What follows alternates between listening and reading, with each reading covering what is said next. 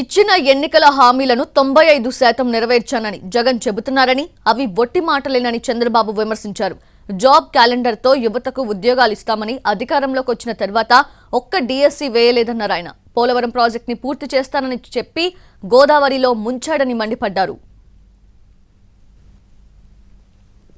ప్రతి ఏటా job calendar ఇస్తాన్నాడు, ఇచ్చాడా అని మిమ్మల్ని అడుగుతున్నా. ఏ ఒక్కరికైనా ఒక ఉద్యోగం వచ్చిందా అని మిమ్మల్ని అడుగుతున్నా.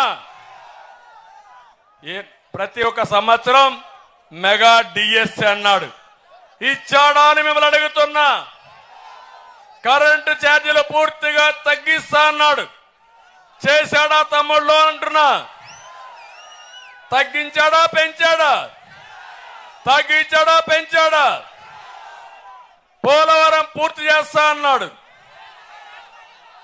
పోలవరాన్ని గోదావరిలో ముంచేశాడు. మళ్ళీ హామీ ఇస్తున్నా, గోదావరి నీళ్లు రాయలసీమకు తీసుకొచ్చే బాధ్యత తెలుగుదేశం ఎన్డీఏ తీసుకుంటాం. ప్రతి ఏటా జాబ్